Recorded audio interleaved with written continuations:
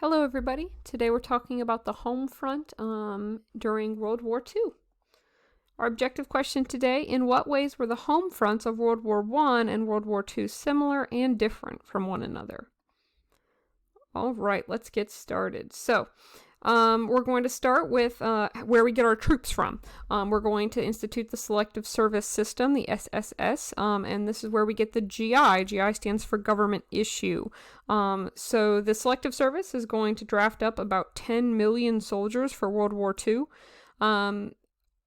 Someone mentioned to me, I can't remember which one of you students it was, but someone mentioned it's interesting that it's like America always has a battle cry, and yeah, for sure. That's because we usually wait to get into wars until something really terrible happens to us. And in, of course, the case of World War II, that's Pearl Harbor. So Pearl Harbor becomes the kind of rallying cry, the kind of final push that gets everybody on board. This has, for the most part, put aside any doubts that we were joining the correct side when we were attacked by the side we end up fighting against. So Pearl Harbor is a real rallying activity. Similar to World War I, we've got propaganda going on. Absolutely, it's a great way to promote the things that the government wants us to be doing. So conservation of resources, whether that be food, whether that be war supplies, whatever that is, conservation of that. The buying of war bonds, which is going to help fund the war, of course, and keeping the message to keep America focused on the war effort, to make sure that that's in the front of everybody's mind, that not a day goes by that Americans don't feel like they're doing something to help with the war effort. Here are some great propaganda examples. Here we go. Oh, look at that. And then my favorite one. Yeah. So literally every aspect of American life is revolving around the war right now, even the Coalition of Abstinence Education. Interesting. We also see women in the military during World War II. We have quite a few of them. If you're in my class, focus on just the acronyms instead of remembering what all of those words stand for. Let's focus on the acronym and then the branch of military that coincides with. So the WWIIs are going to be the female branch of the Army. The WAVEs are going to be the female version or branch, of the Navy. Now that makes sense because the Navy's all about ships in the ocean and there are waves in the ocean. So the waves equal Navy. All right, the WASP are going to be the Women's Air Force branch, so WASPs fly, so that makes sense that the women WASPs would be in the Air Force. And then, of course, remember that the women are volunteers. They're not drafted.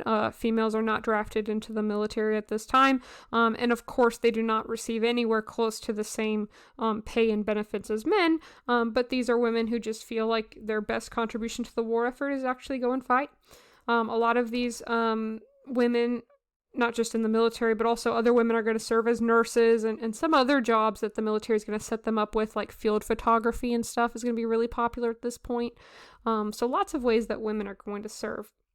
Similar to World War I, minorities are also going to serve in the armed service. They're also going to have that same kind of internal conflict going on when they're, serving and, potentially, and some of them are for sure, dying for a country where they're not treated equally at home. So why would they go abroad and fight for it? It's a, internal conflict that a lot of these people are experiencing. A few examples of some ways that minorities are serving: the Tuskegee Airmen. If you remember throwing it all the way back to Booker T. Washington and his Tuskegee Institute, where a lot of African American pilots would train, they eventually formed the Tuskegee Airmen, and they serve very well in World War II. Japanese Americans are going to serve as spies during World War II and also as interpreters in the Pacific Theater. They're Japanese, they speak the language, they're great to either send over to the other side and kind of, gather intelligence, or just simply to work as interpreters when we, have prisoners or anybody we need to communicate with. And the Native Americans, similar to World War I, not as involved in World War I as they are in World War II, are Native Americans, and they're called the Navajo Code Talkers. Germany is really good at code breaking and stuff like that, and what we needed was a language that the Germans could not break. And we realized that some of these Native American languages that are only ever spoken are going to be nearly impossible for the Germans to crack because they've never come across it written down before. So the Native American spoken Navajo language is going to be a great way to ensure that none of our stuff gets cracked. So they'll contribute in those ways as well. Remember, of course, Plessy v. Ferguson, segregation is still the status quo and will be until the Korean War. So all minorities that are serving in segregated units. Here's some code talkers. Cool.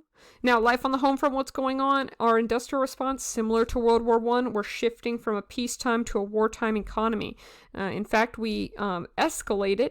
In 1942, we shut down all automobile production in the United States, which means that if you need a car, it better already be built, because we're literally, as a country, not making cars right now because we're so focused on cranking out war material. One great thing that we're able to start doing is called prefabrication. We're able to build large ships piece by piece, and instead of starting from the very, very bottom and building all the way up, which takes a long time, instead we're kind of going to be able to basically just put it together like a Lego.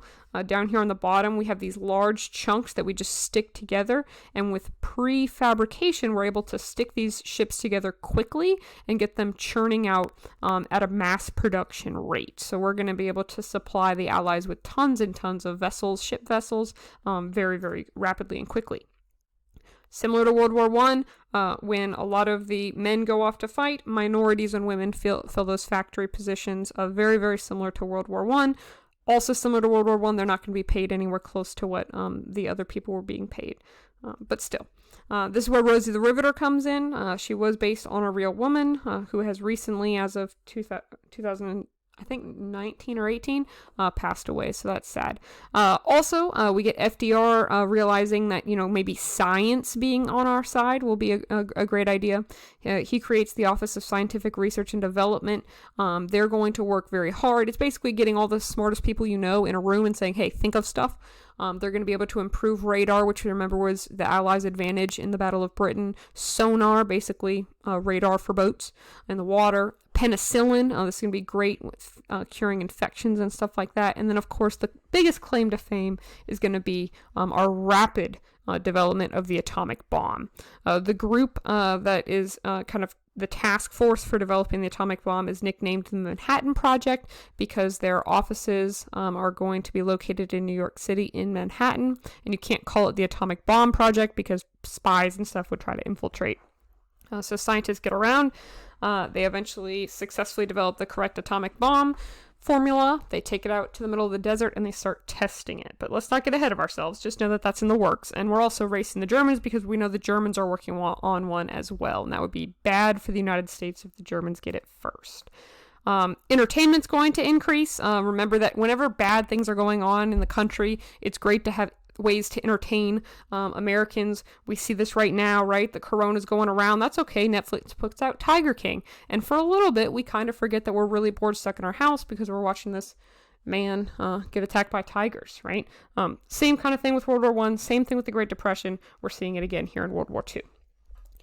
Also, a really unfortunate aspect of this was the internment of Japanese Americans. We're going to talk a lot about this next week, but for now, just know that we're going to, as a country, decide that because the Japanese attacked Pearl Harbor, the Japanese Americans within our country should be, questioned. We should be suspicious of them because there's a chance that, they could be spies or could be, working for the Japanese. So with Executive Order 9066, FDR is going to make it a requirement that all Japanese Americans be relocated to internment camps. Now, are these concentration camps? No. Are we rounding up people who have done nothing wrong and forcing them to live somewhere else against their will? Yes. Okay, so there's a fine line here, but this is really, really bad. This is not good here. Like I mentioned, we're going to talk in a lot more detail about that later, but just for now, we had to talk about that in the home front. Economic controls, we see price fixing, we see rationing, just like we're in World War I as well. Cool. Of course, war bonds. Remember those. War bonds are basically IOUs you can give to the U.S. government. If you've got 10 grand laying around, you go down to the bank and say, hey, I'd like to purchase a war bond. You hand them $10,000. They hand you a piece of paper that says you gave the country $10,000, and then after the war, theoretically, you go down and redeem it. It's a way of loaning money to the U.S. government. Here we see some ration cards. One important difference, and this is not written down on a slide, so make sure you hear this. An important difference between World War I and World War II in terms of economic controls is that rationing is mandatory during World War II. During World War I, it was kind of like a, hey, suggestion, maybe you should do a meatless Monday, wheatless Wednesday, this is fun. World War II, it's you literally have this many stamps to get this many loaves of bread per month, and if you run out, you're out of luck. And that's where things like the black market and stuff start to pop up. But so anyway, I'll repeat it again, right? Big difference between World War I and World War II. World War II rationing is not optional. It is mandatory. Here we see some ration cards, propaganda for buying war bonds. That's, of course, my man, Dwight D. Eisenhower. Here's some bonds, ration cards, more propaganda for conservation. And then the last major thing we're going to talk about is the Zoot Suit riots. So the Zoot Suit riots take place in Los Angeles, California in 1942. Zoot suits at this point are these long, oversized suits. And they take up a lot of fabric. They have wide lapels. They're super oversized on purpose. They're supposed to be really baggy. And they're very, very popular with the Latino men, especially on the West Coast, especially in California. And that's all well and good, but the United States government has, required the rationing of wool because we need wool to make, soldiers' uniforms and stuff like that. So the U.S. government, through their eyes, they see the Zoot suits as, wastes of really, really important material that we can't afford to be wasting. So the U.S. government is going to ban Zoot suits. Now, if you already own a Zoot suit, right, by wearing it, you're not, harming the government in any kind of way. It's not like you can't wear the ones you already own. But the problem with once a Zoot suit is banned and you wearing a Zoot suit out in public is people don't know how long you've had that. And if the ban has been in place for a month, someone could think you maybe have purchased that in the last 2 weeks, and then you'd be violating that ban. Here's a great example of this in the little Looney Tunes, right?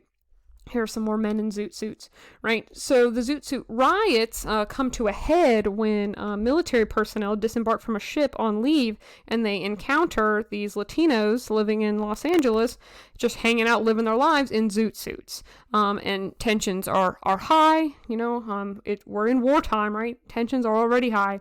And what we have are service members who are risking their lives to serve their country, who are now encountering people who, in their eyes, are breaking the law, and in their eyes, very unpatriotically walking around in Zoot suits. And what we have are a few military personnel who end up jumping some of the Latinos in Zoot suits, and a riot ensues.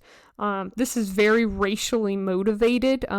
If we were in school right now, we would have some great source analysis and we could read the different opinions. Oh, it's fascinating. But for now, we simply just don't have the time. Just know that Zoot Suits riots take place. It's fueled initially on the surface level as wartime tension, right? But there's totally a racial aspect to it as well. All right, that is all we have time for today. Make sure to answer your objective question, get as many examples in there as you possibly can, and I will see you later. Bye-bye.